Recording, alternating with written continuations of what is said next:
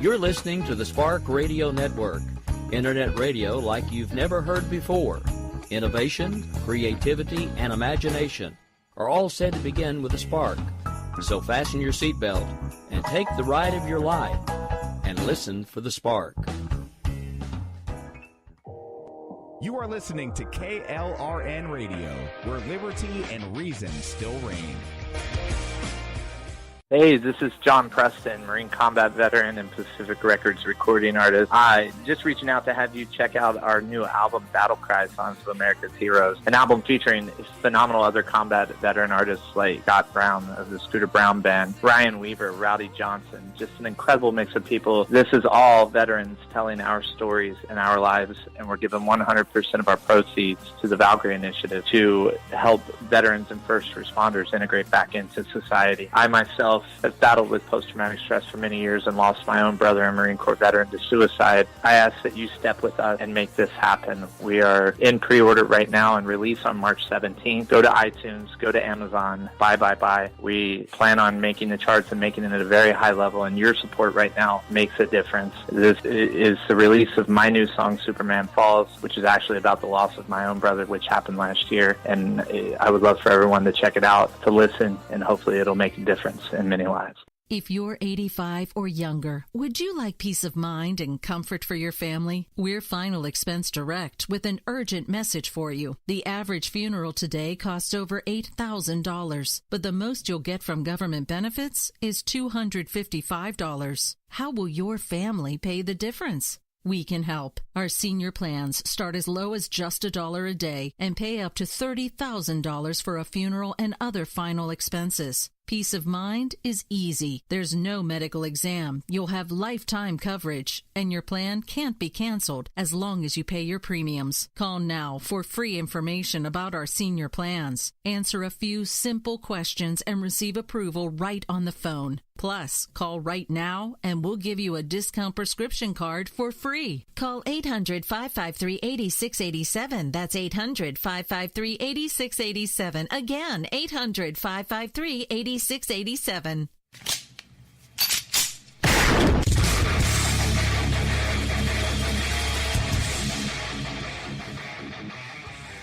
This is Slickery Trigger for Rebel Road Tactical.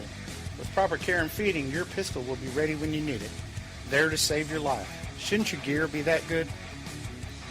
Whether you need a holster for comfortable everyday carry or a tough-as-nails holster for your next training course, Rebel Road Tactical has what you need.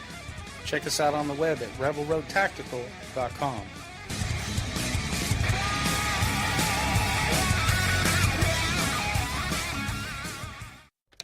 Sometimes riders feel lost, unsure why a passage may not be working. It takes another set of eyes to help us nurture our writing into full maturity. At Black Wolf Editorial Services, we strive to enable writers to develop and grow, offering manuscript critiques and line edits through a mentoring editorial style. We also offer assistance on generating a writer's bio for your websites. Black Wolf Editorial Services, nurturing your writing into maturity. For a full list of services, visit blackwolfeditorial.com.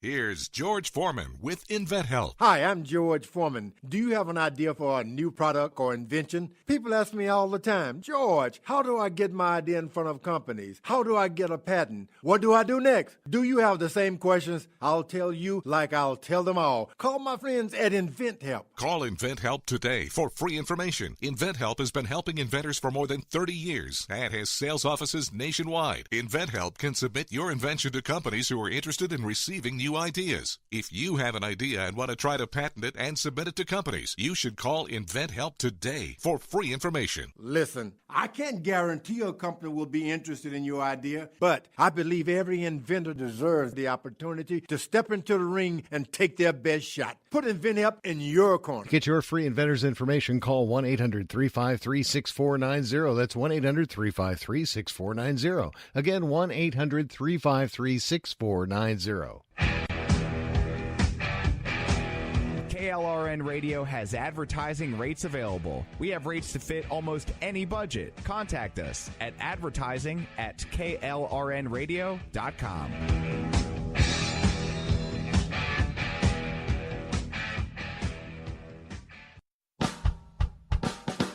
You're listening to the Spark Radio Network, Internet radio like you've never heard before. Innovation, creativity, and imagination are all said to begin with a spark.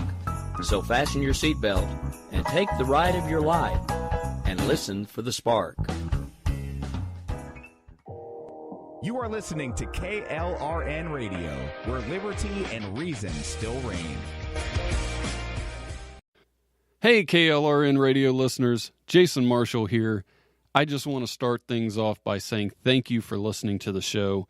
It means a lot to me that you take time out of your day to listen, and I want to make sure that all of you know how much I truly appreciate that. I would love to hear from you. Let me know what you think of the show, what's your favorite part, who's your favorite guest, how can I improve. You can send emails to jason@wedon'thavecookies.com, or you can call 929-266-9342 and leave a voicemail. I read and listen to every email and voicemail, and I do my best to reply to everybody who emails in. Two more things before I start this week's episode. I have a Facebook page for the show, facebook.com/wedon'thavecookies. It would really mean a lot to me if you would go over there and give the page a like. I don't post a whole lot, so it's not going to clog up your Facebook feed or annoy you, hopefully.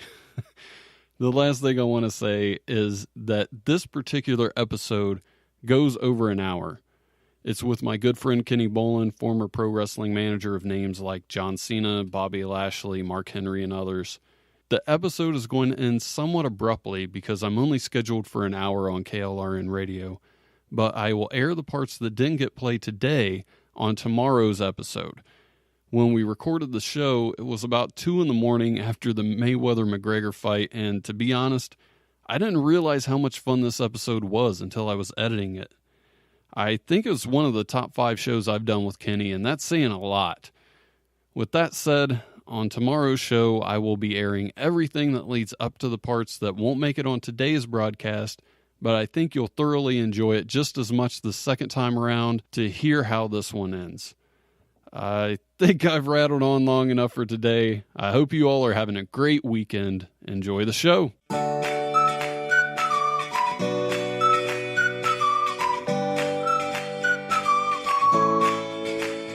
Welcome to We Don't Have Cookies, where possibilities are possible.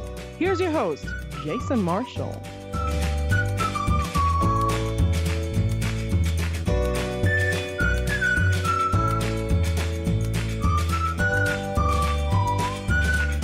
Hey guys, thanks for downloading the show. With me today is my good friend Kenny Bolin, his daughter-in-law Mayara. How you doing, man?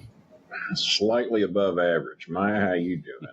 Yeah, I'm a little tired. I'm a little disappointed with this fight.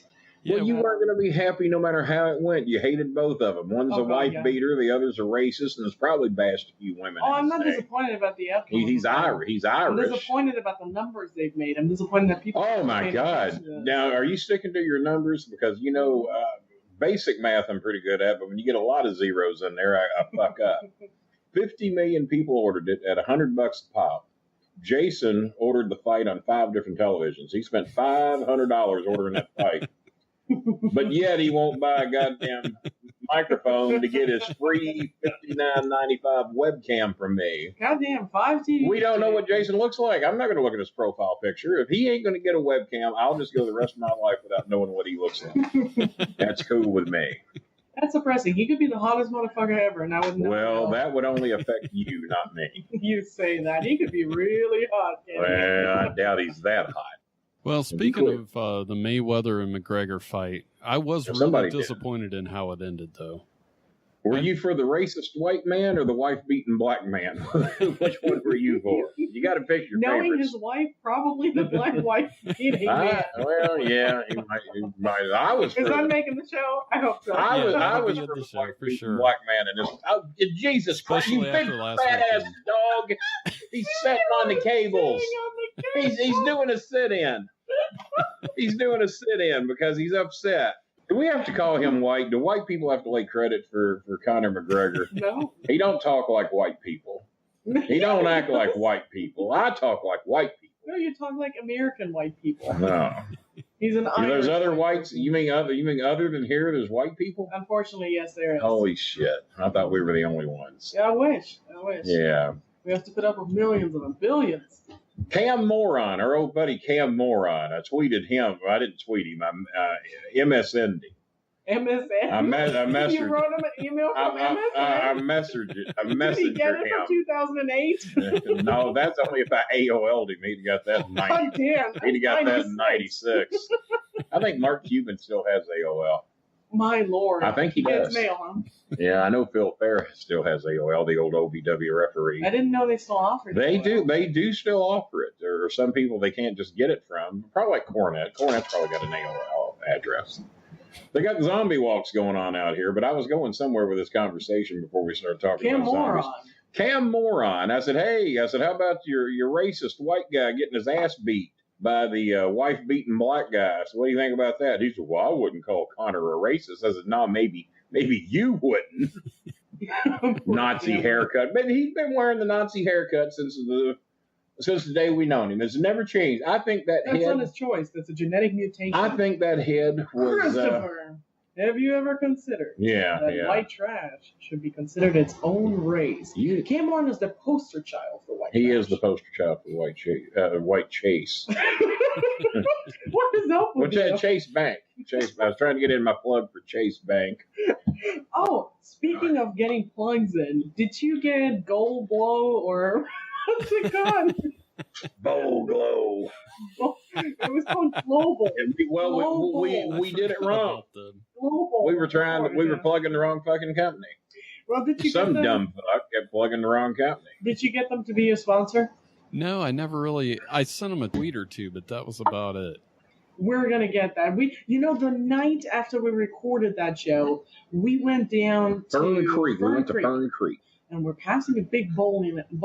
Bowling alley. And right on the big sign it says Global. That's what it said. Right on it said Maya. I swear to God. Maya shit her pants, and not like the guy at the casino that we're going to talk about later.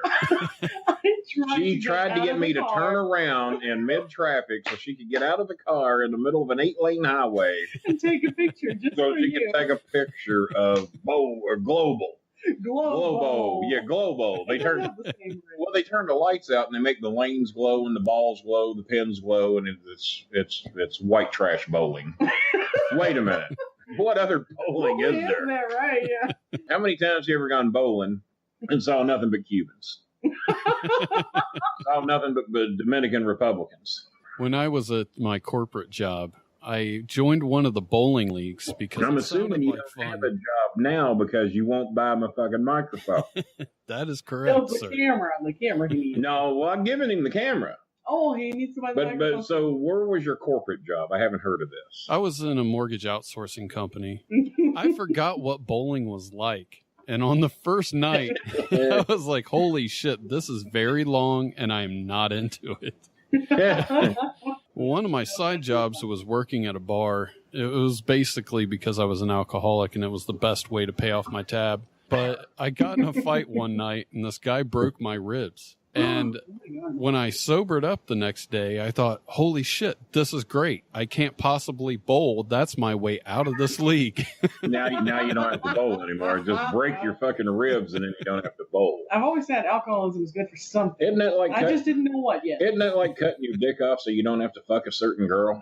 Yeah. I ain't got to cut my dick off. We can't do it tonight. Yeah, did Timmy John say that? Timmy John did cut my dick off, man. Speaking of bowling, I do have a wonderful bowling. They got me to go to Main Event, and they have a big bowling alley there. Matter of fact, we're going to record a bowling alley show there coming up soon. But they get me to go, and Maya is having a ball. Yes, I am.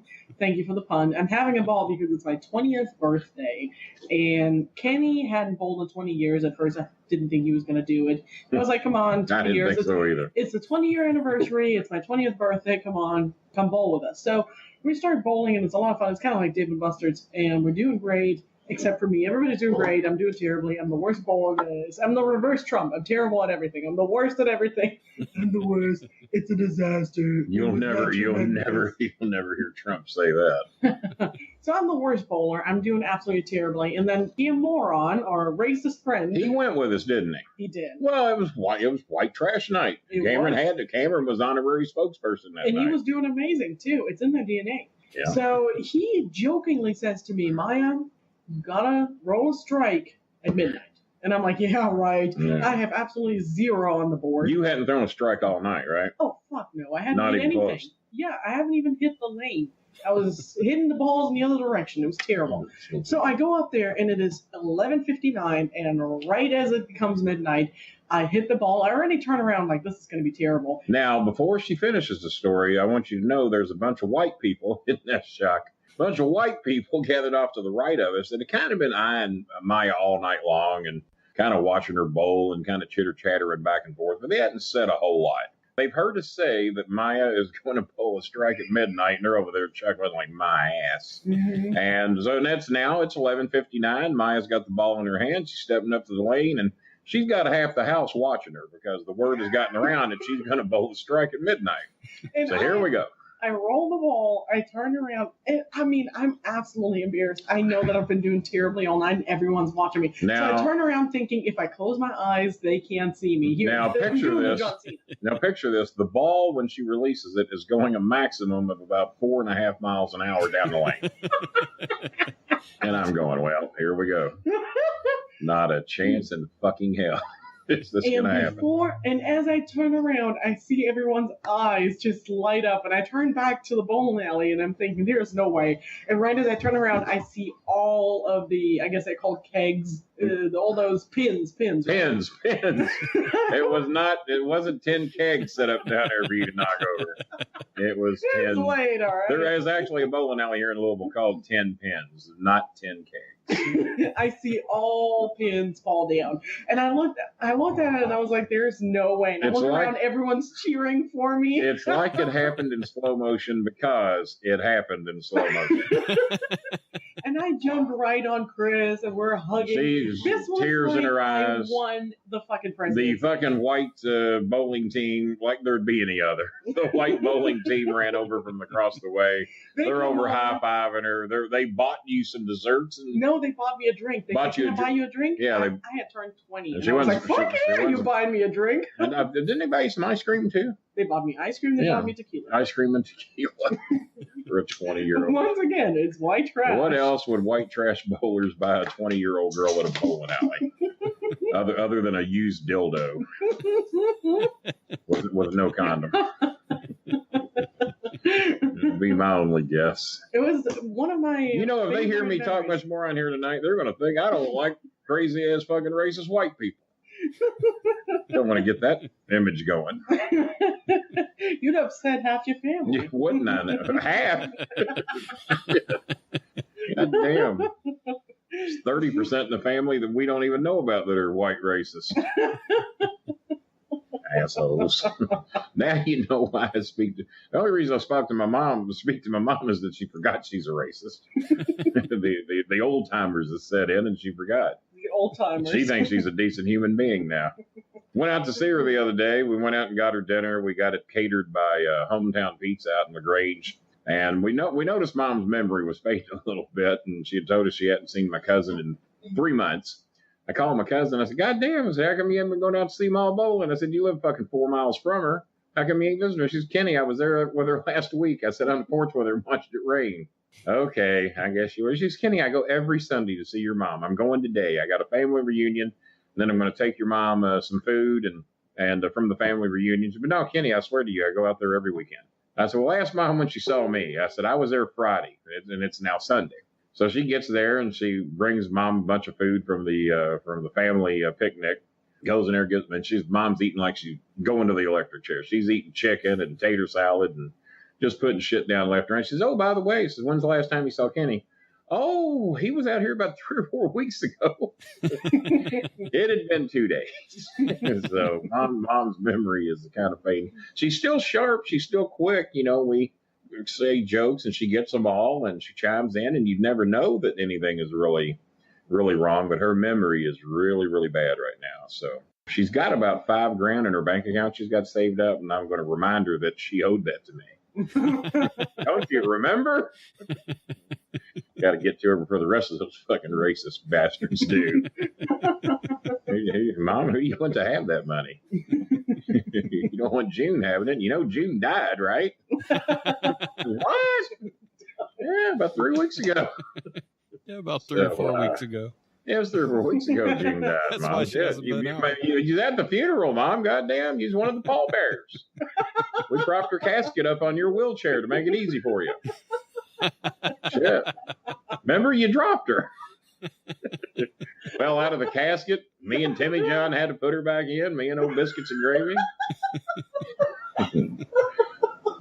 Goddamn taxidermist ran up there trying to fix what was broken. Made a joke I said, about get that man out of here. None of these people here pay taxes. Made a joke about how June was finally in the fall.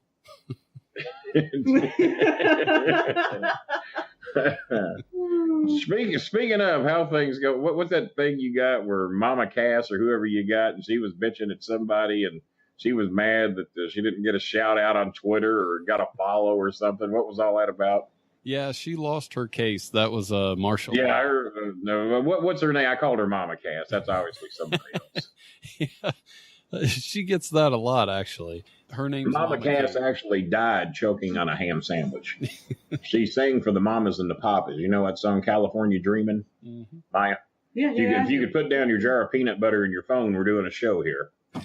But no, Mama Cass died choking on a ham sandwich, and a lot of people predicted that's how I would go as well.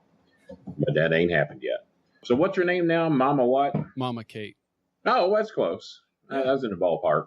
She lost the case. And what's the last we've heard out of them? Have they settled their differences? We still got heat with these two, or what have we got? She had to retweet Choo Choo Stew on Twitter for 72 hours. And everything got squashed, and Choo Choo Stew is now a big fan of hers somehow. Well, who's Choo Choo Stew? Is that the guy she had the problem with? Yeah. Yeah, Choo he's Choo my Stew. buddy over in the UK. You actually claim to have a buddy named Choo Choo too. I think I'd deny that to anybody that would listen. Maya, what else you done this week? Well, speaking of... hang on. This Jason, don't you know this is our show? Regardless of what people think, this is not the bowling alley. This is not Bowling Alley Live. This is not the Brolin Alley. This is not Dinner with the Bolins. Any of the 4 shows that we do. This is, what do you call a show? Wasn't you going to change the name of this pathetic ass show? We don't have fucking cookies. Some stupid goddamn. Wasn't you going to just you got a new logo, I see. Is that what you look like? Holy shit. No wonder you won't get a webcam. I think he's white. Look at that. This whole time I thought or is he? Maybe he wants to be white. He might be blacker than me. I'm transracial. Transracial. I'm actually black, but I really want to be white, and I'm saving up for an operation. That's why I won't buy a microphone. Well, goddamn it. I'm going to Michael Jackson's surgeon. I've got a white microphone that'll blend right into you once you get the good surgery. I don't know how Michael supposedly got his skin bleached. That just don't sound good. Don't sound like you had to do that. There's a lot of celebrities that do that, though. If you look at a lot of celebrities, Beyonce has become a whole lot whiter. Mariah Carey's not black. Never has been. You know what? I'm not trying to make this a racial thing. Yeah, we'll wait for that. I was shocked that Beyonce didn't marry a rich white man. Why? She just seemed like she seemed like she'd be into white men. I don't know why. No, but you know what? I never did try to date her when she was dating Jay-Z though. So maybe you never tried to date. Yeah, maybe if I'd have just thrown the offer out there, maybe I could have just snubbed that whole thing before it ever got started. Maybe she didn't know that she could have an old, fat, ugly, fat man. Well, who did you have in mind? Nothing old, fat, better ugly than white man. I mean, back when Beyonce was hot, I wasn't as old, and I wasn't as ugly, and I wasn't as fat. A little less in all 3 categories. All right, so back to the Jason Marshall show. Well, I was going to say, speaking of Choo Choo Stew, we got a thing going. I've talked to him, and I talked to another guy in Canada named DK. They have bagged milk. Did they have milk? Yeah. Well, when I was 4, we used to have powdered milk. Is that the same thing? It come in a bag. A bag or a box? Now, we had it in a box when I was real young and real poor. Still exists. Oh, I'm sure it does. It's kind of like baby But formula, when we got commodities and got our canned ham, which was basically, that shit was good, man. And we got the peanut butter that I told you could lube a tractor with. That was the good peanut butter. And we got real molasses and oatmeal and government cheese. That was back when Dad was in prison. And we run the thing called the commodities. Talk about white trash. I evolved somewhat. But I wanted to ask but that was the best time, man. Commodities were great. And powdered milk, though, you didn't get no real milk. You got powdered milk because it never went bad. Yeah, of course, that makes sense. Mix it with some water, I'm going to guess. Oh, yeah. No, you mixed it with milk, you dumbass. You mix it with milk. Go out and get your gallon of milk. Mix it with your powdered milk. Come and get your milk. Otherwise, you're just getting water milk, and that ain't as good. And to be honest with you, powdered milk tastes like water milk. It don't taste like milk. All American milk tastes like water milk. All that good peanut butter, good government cheese, and we get shit milk. It wasn't right. Dairy milk's just disgusting. So, Jason, what kind of bag does this come in? Is this like a Ziploc bag? And why are you talking to me about bagged milk? I wanted to ask Maya if they had bagged milk over in Germany. We do not. Really? Okay. Well, they got it in England and Canada, but not in Germany? No. We have, our milk generally comes in cartons, and it's not refrigerated because it's... that was the good shit y'all were going to bring me. That was the chocolate. No, that is refrigerated. That's a different... That is refrigerated? Because they wouldn't let you bring it to me. So. Yeah, see, the pure dairy milk comes in a carton, and it's recyclable and all that shit.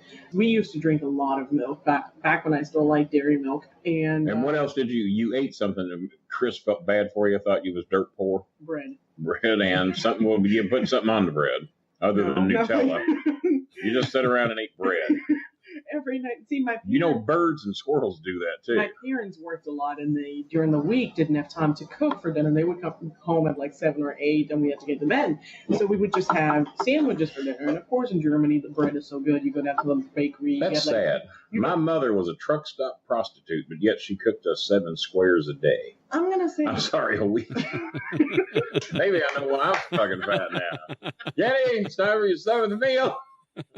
Yeah, it's in here. I can't, Mom.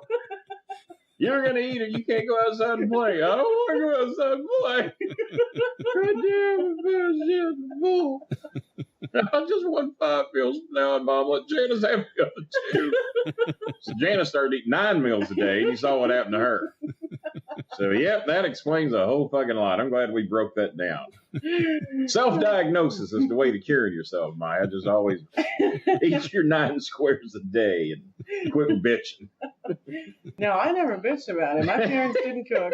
You didn't they would bitch go about down to your the bread? bakery. They would get like 7 different types of rolls and bread. It was crunchy. It was warm. It was good. You put some butter on it. It's still melting. And yeah, I knew you put something on it. It was the butter bread. Well, you laid the table, and we laid the table. This wasn't my choice. Butter, jam, Nutella, honey, peanut butter, almond butter, and then we had. Now, how much almond butter can be a tad expensive over here? Is it bad over there? Yeah, it is. Yeah, but okay. my mom really loved it so far. Yeah. Yeah. When my mom wouldn't cook for you, but she could get the almond butter. And then you have like 4 or 5 different types of ham and salami and mortadella and that kind of stuff. Let me guess, you leaned on a salami, right? Yes, I love salami. Had a feeling. We do not have bologna, thank God. But then you have like... You know the Philippines say they don't have bologna either. Thank God. They don't even know what I'm talking about when I talk about bologna. I can't go a day without some bologna and crackers and cheese. God. Got to have some every day. I eat it with the dogs. See, I ate these gourmet sandwiches every night, right? You put some lettuce on it, you eat it with some pickles, with some gherkins. It's really good. Sounds like a lot of trouble to me. So Chris would call me every night. He's like, "What'd you have for dinner?" And I'd be like, "Milk and bread." To me, you know. Sounds like she needed rescue. Just what it sounded sandwiches in like. German are called breads. Like, I'm having a Brot, a bread. And so I would tell him I'm having bread, and I'd have a hot chocolate. To me, that was milk. So I'm like, milk and bread. I almost had me a hot chocolate at main event last night. Oh, shut the fuck up. This has gotten racial enough. Shout out to Cassandra. Oh, God. She had a lot of personality. I liked her. That's why you Turns out she lives on my street. And she turned around and she had something else, too. Yeah, she had lots of that. Some assets. Some assets. Turned out the girl lives on my street. Let's not be this loud. I said, hey, what time does your husband go to work? She says, 1. I said, I'll see you at 1:15. Pecking on your window. She said, oh, shit. And then she told me about her killer chihuahua. I said, I think I can handle that killer chihuahua. Big Mama. Big Mama was that little doggy's name. Teacup. Teacup. The dog's name was Teacup. No, her name was Big Mama. I think that was her mother that she lives with, probably. Big Mama. Somebody had a dog named Teacup. Never heard of I am not going to be Teacup. scared of a dog named Teacup. That was not her. Her dog's name was... No, I'm sorry. Her dog's name was Little Mama. Even worse. Little Mama. Little Mama. But who was Teacup? I don't know. I've never heard of no Teacup. You're making this shit up, man. Well, sometimes I do. Have I ever told you that story, Jason? Well, let me tell it again. I might have changed the ending.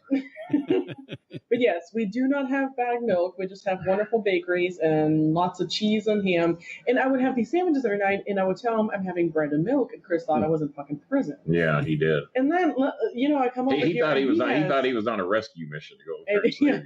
And he gets there, and it's like, it's a fucking brunch. Every morning, every night, my parents would lay the table, and we would have this. Comes with vegetables and fruits and everything. And sometimes we would all the shit he don't eat. Oh, it was amazing. He don't eat vegetables. He don't eat fruits. He needed rescued after seeing what you were eating. Yeah, we take like an hour and a half to have breakfast just because it's, you combine all these different things. You start talking. It's, to us, a meal is social. We sit down to enjoy our food. Oh, to talk. That's just depressing. Yeah, and then I get here. He thinks I was a president. I get here, and his father is eating hamburger helper on toast. No. That means I'd have to have a toaster. I put 2 pieces of bread down. Put my hamburger helper over the bread. American bread in German, as far as you're concerned, is toast. Whether it's toasted or not, it's toast. It's still toast. It's the only bread that fits in a toaster. Well, it's designed to be toasted. I'll grant you. Well, so do Pop-Tarts. We don't have Pop-Tarts. What? No. Remind me never to go to fucking Germany if you got Pop-Tarts or... No, you ain't got a toaster? You got toasters? No, we have toasters. You do have toasters. Yeah. But tell him what you don't have. What was the thing I was using in the kitchen? Electric can opener. Maya freaked her ass off when she saw me open a can with an electric can opener. What for? Like, there are normal can openers. It's not like it takes 45 minutes to open. You know what? And I haven't bought one since ours conked out, and I'm in there working like a goddamn slave of some type. Opening cans manually, and I've been doing that for almost 3 years now. You're acting like you're opening with your teeth. It's not any harder. That might explain some shit too. How they choke it out? So, bagged milk, does it come in a Ziploc bag, and how do you pour it? I've never seen it before. Never had Ziploc bags when I was a kid. Those were just. Are we back to you being white trash? Back to white trash. Yeah, no, our milk came in a box. And it had a drawn white picture on a white box that said milk. It's like a cartoon milk. It's just cartoon milk. And but no, we didn't have Ziploc bags back then. Saran wrap was a big deal. We have a lot of you didn't have Tupperware. You put Saran wrap on a bowl. Well, eventually Tupperware got to be popular in the 60s. Tupperware is somewhat expensive though because you always lose it, and there's always 2 parts to it. You always lose a lid. I have got 4,000 pieces of mismatched Tupperware in my kitchen. If you find a lid that matches a goddamn Tupperware bowl, you jump up and down like you won the fucking lottery around here. Hey, it fit! Goddamn! I can put something in it now. Everything's coming up, Kenny. Yeah. You find 3 in a row, and it's like you won the little spinner thing at the where you shit your pants at. Down there at the shittery. Jason, did you hear that story? I haven't heard that yet. The gambling shitter. This was a story that Maya loved so much she refused to confirm it in case it wasn't real. I come home about 2-3 days ago. No, I wish you were gone for 2 or 3 days. Kenny looks at me and he says, "You know what I just saw on the news?" And he tells me the story. I laughed my fucking ass off. I went on Snapchat. I recorded me telling the story in 3 different languages and sent it to people all over the world just because this has to be shared. And I'm just telling her this story from memory. Maya, Google it to verify me on this. She won't do it. She's contacted people on 9 fucking continents, and we only have 7. And she's telling them about this fucking casino guy who was evicted for a reason. So I'll let Maya pick up on the story. So what happened was that a few days ago, a man, I suppose in Indiana, I guess, southern Indiana, was evicted from a casino after it being reported that he was repeatedly shitting himself every time he would go to the casino. Yeah, not just on one visit. This was countless visits, countless crapping himself. And Maya said, well, how do they know? I said, well, they got numerous complaints from those that were standing next to him. Is it because he was swearing? Well, we don't know. They didn't really dig into it. The man shits himself, and I'm saying dig into it. No, we don't know the details on the amount of money the man may have won. I was wondering if it was Timmy John, because I could see Timmy John sitting there thinking the wheel's hot or the little flipper's hot, because you don't want to leave a hot machine. Well, this goddamn thing's ready to pay off, man. I'll just shit my pants. But this was the best part. Because if I give it up, man, then I'm going to shit my pants if I don't win. I was telling my friend Harry over in Great Britain, and he was having a bad day. So I was telling him the story. And I said, former host of Bowling Alley. Harry for Barnett. 5 years. Yes. I was telling him, Harry, you're having a bad day, but I want you to remember, next time you feel down, I want you to remember this man. So he goes to the casino. He's constantly shitting himself. He gets kicked out. And instead of admitting loss and obviously being embarrassed, feeling some shame, he stands up because he's a man. He's a strong man. He's a big man. And he was not going to take that loss. So no. He fought it. He went to the doctor and he got a doctor's note. A doctor's note. That said, he got medical proof he did. that he was not shitting himself. Little Johnny is not shitting himself. Got a doctor's note. The only way you could prove that you were not shitting yourself in the past is by proving that you do not shit, period. And I doubt he was doing that. And if he was, did the casino buy it? That's the question. We don't know if the casino let him back in. Well, we took it a step further. We figured that being as this was a Southern Indiana casino, that's one that my brother used to frequent quite often. And I think he was kicked out of there, but I never did hear the reason why. So what I'm figuring is that it was Timmy John that was kicked out of the casino, old Biscuits and Gravy. Y'all have heard me talk about him before. And then we figured, what more white trash thing that can you do than to get yourself booked on the Maury Povich show, have a DNA test run to prove that you were not the one shitting your pants. So there's maybe Timmy John and two other people, and that have swore Timmy John shits his pants. And they just know it for a fact, and they want to be there to gloat in his face when Maury comes back with the DNA evidence. And then finally the evidence comes back. Maury goes, the DNA results are in. Timmy John, you are not the shitter. And then Timmy John gets all excited, jumps up there dancing around, and oh man, I just shit myself. He's so happy he go back to the casino, he shit his pants. And it's counteractive. It's counterproductive. And he went there to prove he shit himself. And then I'll be goddamn if he don't shit himself on the Maury Povich show. So if he'll shit himself on the Maury Povich show, goddamn well he'll shit himself at a casino not to give up a Hot Wheel. Or handle or whatever they fucking call it. How much of a gambling problem must one have in order to prove that they were not shitting themselves to go back to the casino? The only one I know that has a gambling problem that bad is Biscuits and Gravy Razor. He has to be the shitter. He's got to be the one. So Maya's trying to make defenses for the shitter. Oh, well, I bet he's real old. No, I saw him on TV. Motherfucker's about 45 or 50. And she said, well, that's how old. Well, it ain't old enough to be going out in public and shitting your pants. I'm 57. I'll be 60. I'll be 60 in a couple of years, and I can count on one hand how many times I've shit my pants in public because I save the other hand to wipe with.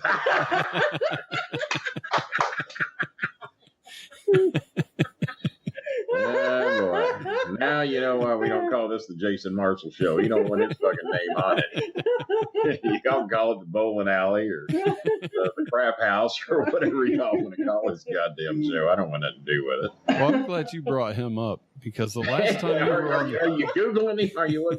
No, I can't swear it was Southern Indiana, but that's where my brother got kicked out of. So we just assumed it was him. Well, the last time you were on the show, we were going to tell. I didn't shit myself. I do know that.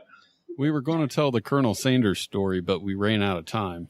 Did we run out of time? Yeah, so we were going to tell it on the next episode. Didn't we go like 4 hours on the last show? Yeah.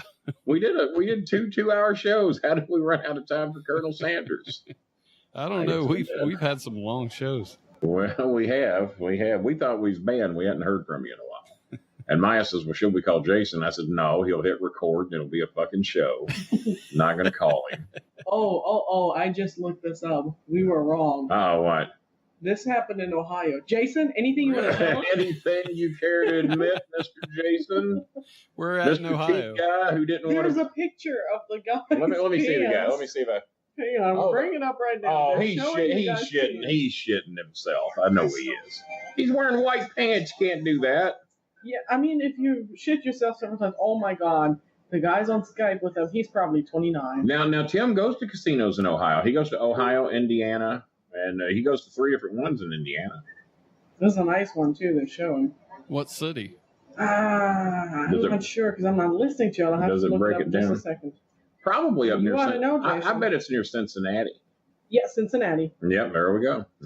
Yeah, Timmy John. I can only repeat. Do you want to come remember Timmy John met me and Rob Dickin. Come out of the outhouse. Yeah, Timmy John met me and Rob Dickin up there once. The only time that I've been to a casino in the last 20 years, I guess, other than to see Casey and the Sunshine Band. And I won $500 that night. Guy gave me some $50 worth of tokens. I spent $3 and won $500. It says here, a Kentucky man visiting Ohio. Kentucky man. Yep, that's Timmy John. The casino asked him to leave. That's Timmy John. For something he said he didn't do while he was there. Mm-hmm. Timothy interviewed. Oh no! Oh shit! Oh no! Are you shitting me? Well, no, shit me. Are you? Is his name really Timothy? Oh my God! They asked him not to share his last name. I'm telling you, it's all adding up. He plays in Ohio. His name is Timothy. He said the Jack Casino security asked him to leave because of the stain he had on his pants. All of you out there that have Facebook because Tim's too stupid to do Twitter, and I didn't think you could be stupid enough not to do Twitter, but he doesn't have one. And I blocked him because he's a fucking idiot. So write Timmy John and say, hey, is that guy named Timothy that plays in casinos in Ohio? Are you his name's Tim Razor, Raisor, Tim the Shitter Razor, and look him up. If you see a big goofy looking fuck in his profile picture, that's him. The other Tim Razor is a gay Tim Razor that lives in the same city as Timmy John, Carrollton. Yeah. And Tim's such a homophobe that he really had a problem that there was a gay Tim Razor.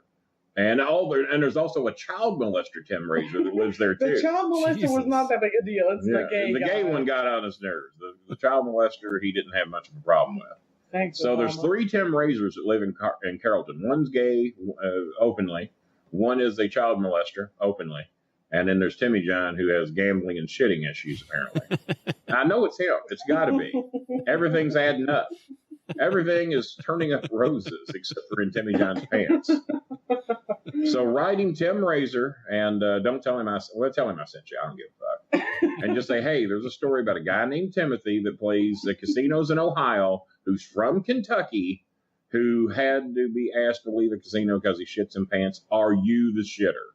And I want as many of you as possible to look up Tim Razor, look for that stupid looking profile picture of this big country fuck, and then ask him that question for me, because I can't because I blocked him.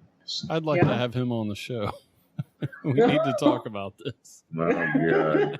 Well, you got to get him to admit it first. If he admits he's a shitter, they're not going to let him back in, and he's got a gambling problem. You know how he's going to respond. He's not going to admit to it. He has the saying when he's lying about something. You don't want to know.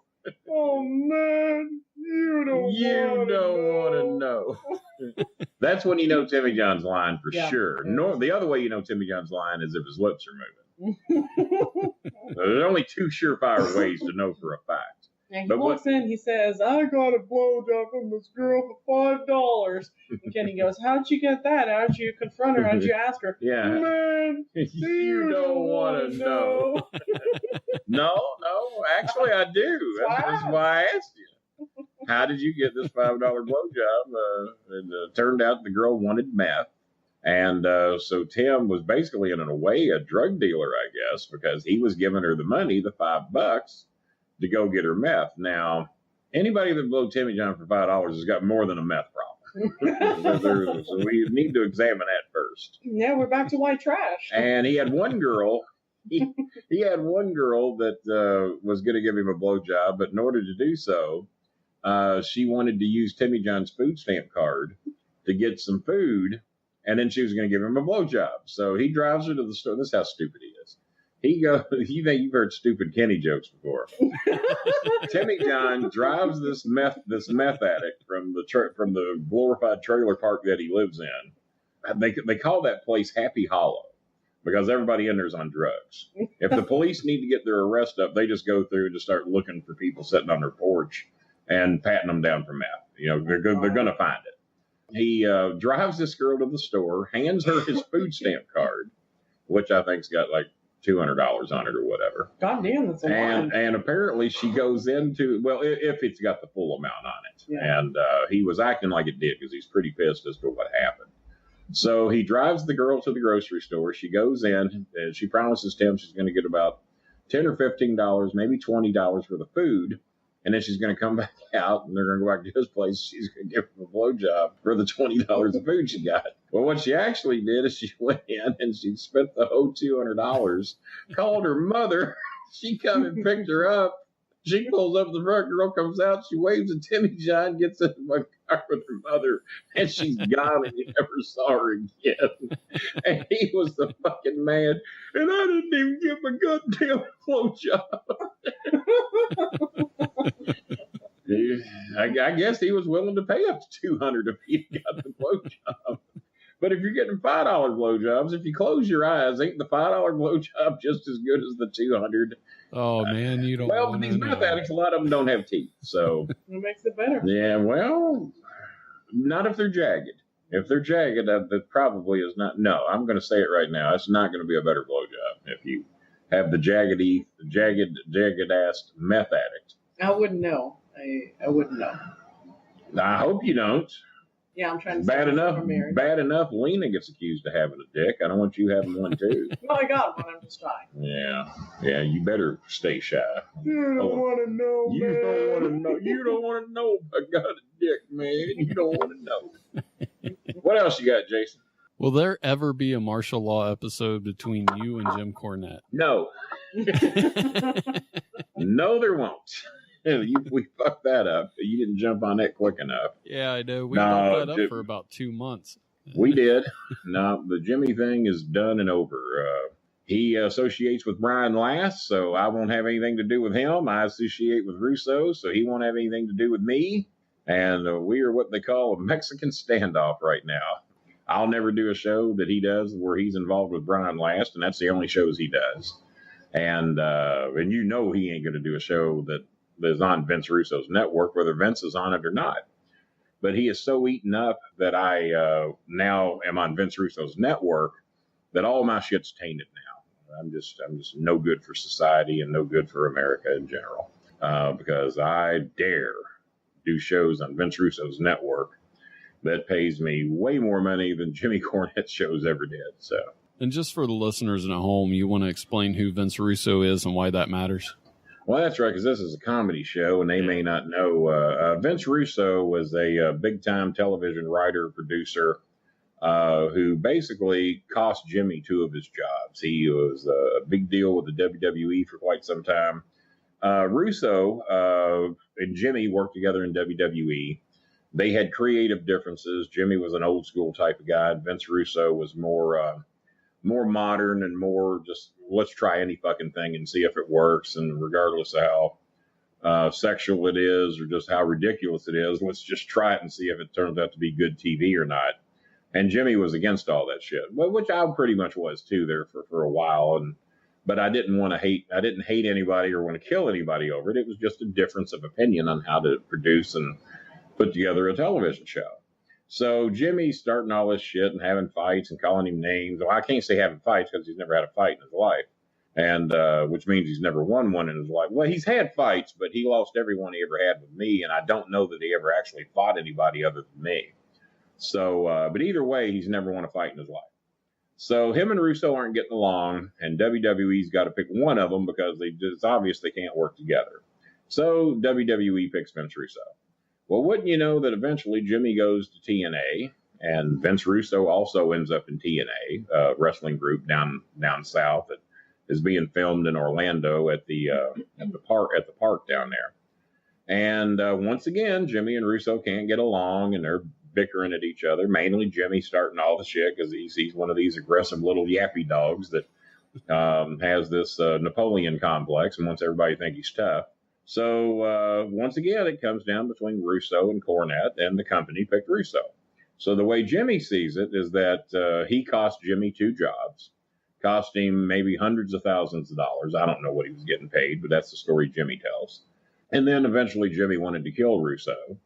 And I told Russo, after years and years and years, 16 years of hearing Jimmy threaten this shit, I said, I think the boy's over the edge. I said, I think, he called us to get advice on whether to get an EPO or not. Maya, Chris, and myself all consulted on it. They were very educated in EPOs. I was just going on emotion. And we all 3 agreed Vince needed to get an EPO. So then Jimmy eventually finds out that I was the one that motivated Vince to get the EPO. I told him I did, but he didn't believe me. And then it came out in a wash that it was true. And I said, well, I told you I did. But he didn't believe it. So now he believes it. And then eventually I fired Jimmy's host, Brian Last, because he didn't like how Maya and Chris ate him alive on arguing whether there should have been an EPO filed or not, on just people in general, not even Russo.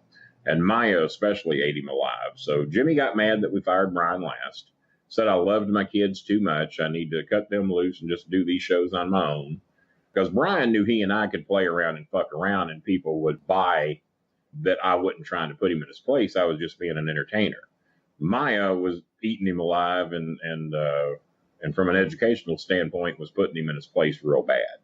And he was embarrassed by it. So that's why he wanted Maya off the show. So that's what led to all this, if y'all can even comprehend the very, very short version of how all this come to be. But Jimmy hates Russo. I got no use for Brian Last. And never will the two ever work together again. So looks like after 41 years of friendship, looks like me and Jimmy are done. I don't see how it can be saved. I really don't. Yeah, that's a shame, too, because you guys have been through a lot together. We even told the dumpster fish story. If you guys can get through dumpster fish, you would think like if you could get through anything. Fish, you could get through anything, wouldn't you? But no, Jimmy can't let this shit go. And Jimmy's associated with a lot of people I had no use for or cared to do business with. And I wouldn't say I hated. I didn't want to kill any of them, but there were some people that if they were in Jimmy's house, I would not go there. If they were at dinner and they were there, I would not go. And that's just how I handled that. Well, Jimmy can't handle it that way with me and Russo. All you got to do is just not show up where we are. That's easy enough. Russo don't even come to Louisville. And he doesn't have to do any shows that we're doing. But because I'm his friend, as far as Jimmy sees it, I've betrayed him, and I'm not worth being a friend anymore either. Even though he won't get rid of me on Facebook or Twitter, he or his wife, because they want to see and hear everything I'm doing or saying. So they won't block me, but yet they don't speak to me either. Well, I'd reached out to him 3 times. He never reached back. So I don't speak to him either. And if he did call me, I would make him wait 3 months for a response because that's how long he's made me wait. And he's no better human being than I am. So if he thinks I'm going to go jumping just because he calls and say, hey, Kenny, I'm ready to talk. Well, good. I was ready to talk 3 months ago. So now you wait 3 months and then we'll talk. I know that's childish, but that's how I do business. Well, well, your new show starts on Vince Russo's network. It's the Realm Network. It does. It airs September the 13th, hosted by Jack Lane. Is that his name? I believe Jack Lane's his name. Jeff Lane, excuse me. I'm glad you remember. Well, see, I got my memory ain't worth a shit. I can. You and Ma Bolin. I can fuck up anybody's name and have a good excuse. When did we start the show? About 3-4 weeks ago? Yeah, we started 3 or 4 weeks ago. We've already aired 2 episodes. I didn't know it we had, but we did. What was I talking about? You were just about to tell the new Colonel show. Sanders story. So no, I wasn't. So the great thing is that we air the show September the 13th, but we actually record it on 9/11, and I did that on purpose because no matter how bad that show is, we won't be the biggest disaster in history. On that day. On that day. Let's clarify that day. So. Oh, God. I really got to tell the goddamn Colonel Sanders story again. Do you know it, Maya? Do you know the Colonel Sanders story by heart? Which one? Timmy John's? The one about the missing cane. Well, I guess more or less how Timmy John come to live with Colonel Sanders, the guy that shits his pants at casinos. So let's get that out there as verified and factual right now. Oh, man, you don't want to know. You don't want to know, man. You don't want to know. All right, this was a great show. Have a good night, Jason. Yeah. Good night, everybody, because you don't want to know. We've been here way too long. Racist white people. Speaking of racist white people, Colonel Sanders. Speaking of racist white people, let me talk about my brother, Biscuits and Gravy, who shits his pants at casinos. See, now you've motivated me to talk about him. How it all started is that Timmy John was adopted by a woman named Jewel and a man named John. Raised her. They were a married couple. Mom felt she couldn't raise me and Timmy John together. She was right. Timmy John was 6'4", ate like a horse. He's born 6'4", 375 pounds. Don't know how Mom did it, but she just didn't think she could raise both of us together. She obviously chose the chosen child. That would be me. Timmy John was adopted out. He was farmed out to the first family that would take him. That was John and Jewel Racer. So I hope he listens to this. So John and Jewel adopt him. Eventually, shit goes south, and Jewel leaves John. Jewel was working for the first version of the Kentucky Fried Chickens stores in Hardin County, I believe it was. I might be wrong on the exact city, but one of those southern Kentucky cities, I think in Corbin, Kentucky. That's where Jewel works, and she left John for various reasons. And Colonel Sanders was the manager of that store, and there weren't really any other KFCs going yet. And I don't even think it was really officially called KFC yet. It was not KFC. It is Claudia Sanders. Claudia Sanders. Him and his sister owned it. No, it's his wife. No, Claudia's his sister. That I do know. You're going to have to look this up. Look it up. Claudia Sanders is his sister. So, and if it ain't, then it's his wife. So, but I'm pretty sure Claudia is his sister because I've eaten there in the past few years. Colonel feels bad for Jewel that she has nowhere to go and offers for her and Timmy John to stay at his big ass place there in Corbin, Kentucky. And the food is prepared there, and they've got like servants and all kinds of shit running around that help prepare the food for the restaurants. And so Timmy John and Jewel live there now for several months. And apparently have you got some updated information? Claudia Sanders, the widow of Harlan Sanders. No, so I was wrong. So Timmy John told me it was his sister. Well, he thought you didn't want to know. Well, here's what happened, man. He introduced me to his wife and his sister, and there's only one woman standing there. So I thought maybe. So, well, whatever. Sue me. So, the widow. I bet you he had a sister named Claudia, too. He probably married one in honor of his sister, Claudia. I'm sure. That's what happened. That's how it all went down. So Timmy John and Jewel are staying there with the Colonel, and apparently some rich-ass Saudi Arabians who were going to help apparently launch the Kentucky Fried Chicken chain. They were going to be investors with him. They gave the Colonel a heavily jewel encrusted cane that was loaded with rubies and diamonds and emeralds and you name it, this cane had it. This motherfucking cane was worth a shitload of money. Well, the Colonel used to go out into the gardens and kind of hand inspect everything, hand check everything, make sure everybody was picking everything properly and making sure that it was at its proper ripeness and all this shit, and that no one was picking anything early or picking anything late. And he was just very hands-on and supervised everything. Well, Timmy John used to help in the gardens, and also Timmy John used to make the coleslaw. And the coleslaw was actually made in big, like 30-gallon garbage cans that they put in a big plastic, liner. And they would make the coleslaw about 20, 30 gallons at a time. And Timmy John's job was to pinch up the cabbage and the lettuce and everything that went into making the coleslaw. And it had to be made a certain size. And if it was bigger than your thumb, the Colonel made you redo it. So he was really in Timmy John's shit about making the coleslaw the right way. And that was his job. So they come back in. The Colonel's bitching him out over bad coleslaw. He ain't making it right or whatever. And then the Colonel realizes his cane is gone. Well, he thought Timmy John grabbed his cane and went playing with it or whatever. And he's really giving Tim shit over it. Tim saying, no, I didn't take your cane. You know, Tim's only 9 or 10 years old at this time. Jules giving him shit because now she thinks their free ride of staying with the Colonel's over, because he was very picky, very mean, very tough to get along with. And eventually, once he got restaurants, they were always inspected with a white glove. And if you didn't pass the white glove test, he'd shut you down and take your shit. He would take your fucking fryers and everything that he put in there, and he would close it down.